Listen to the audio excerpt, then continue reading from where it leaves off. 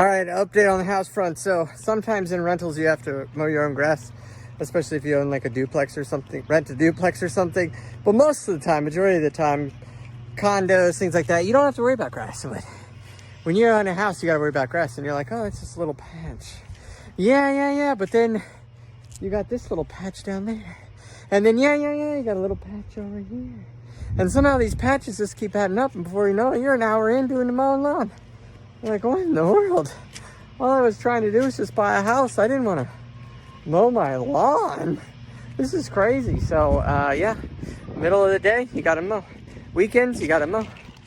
Nice, beautiful, sunny some day after the rain, you got to mow. It's part of taking care of it. And then after you mow, you got a big mess. You got to clean it up. Yep.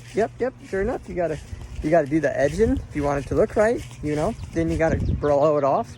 Then you got to do your weed whacking if you want to do that right. I mean, it just doesn't stop. So, but anyways, this is mine. Yeah, that's pretty good. I'd say I did pretty good on that straight about it. But our property goes to about that, where that thing is, and then shoots on up straight. We share it here with the neighbor. Boop. Speaking of the neighbor, let me show you this. So neighbor, I told my neighbor I needed a new ladder, and he was like, I'll help you out. No problem. This is why you have neighbor friends. So I've been telling him I sold 3 ladders. I sold my 3 ladders because my ladders weren't tall enough. I only have 1 ladder left. And he's like, well, no problem. What do you need? I said, I got birds. I got birds in my house. What am I doing with birds in my house? Sure enough, I got birds living up there. See that? You know how high that is? I don't even know how high it is. 20 feet in the air? Yeah. Well, my little 16-footer didn't cover it. I was yanking and rubbering. So, sure enough, he gave me this ladder. He just gave it to me. He's like, you know what? I've had this in my house for 10 years or something. I don't need it no more. Sure enough, there you go.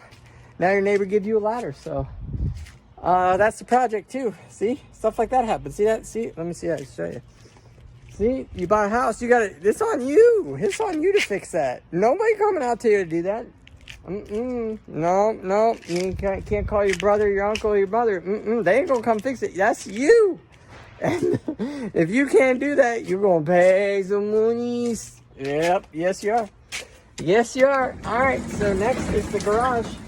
So this is the other garage. So I went through the first garage. Now this is the other garage. So this is like the pool garage.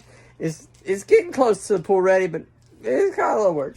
So we've got like I have 3 tool areas. I have tool area 1 here in the house, and then in the main garage I just showed you. So we're looking at pool area here, and then I used to lock up the chemicals because the kids were little. Now I don't really worry about it too much. They're pretty smart to stay away to that. But I do keep the shock away from them. That's pretty much the worst thing. They eat some baking soda, I'm sure they're going to be fine. Otherwise, this is kind of like storage. Now, this was all garage. This was, see that? I built that last year. See these studs? I put all these in. Put it all the way across. Then I put the drywall in. And then I did the drywall. And then I painted it. And I sanded it. And I painted it. And then I put the insulation in. And then I did the electrical. I did all this last year. Because ain't nobody going to do this for you. It's all on you. Remember? So I measured this out exactly so I could get my Honda Ridgeline in here. And I figured if I get a Honda Ridgeline in here, I can get just about any car in here. And sure enough, it works just perfectly. You drive it in.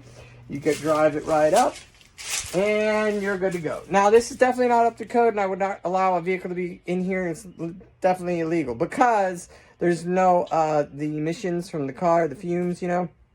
That has to be below the entry level. And so if you ever wonder, well, why do I always have a step in garage? To go to your garage, and I bet you have a step in there right now. The reason why is because those emissions sit on the below the area, and when the garage, you know, opens up and the air can't get to you. But if you raise your same level of your house to the same level without a step, those fumes and emissions and all that gets into your house, and that's illegal. So this is not legal for a garage. However, you can get a car in here and park it in here. So yeah, we got a fridge in here now. We just used some extra storage. Man, we have 3 fridges in this house. 3 fridges. So this is like our backup fridge right here. And then this is what we use for the summer. So we use that for the summer because we're right by the pool. I didn't tell you about the pool yet. That's okay. I'll tell you soon. Soon enough. And I didn't tell you about the electric. Don't talk about it. We don't talk about it. Anyways, I just wanted to give a little recap. So here we go. It's another project. Yes, it is on a garage door. Yes, I could run that if I wanted to, but we're not getting into that today. Today we're talking about the neighbor and how great they are and how you should be make yourself a neighbor and then learn how to do things. Because remember, Ain't nobody coming to that when you buy a house. The day you buy the house, that happens, it's on you. That day. Literally that day. It's on you. Not me. No, just you.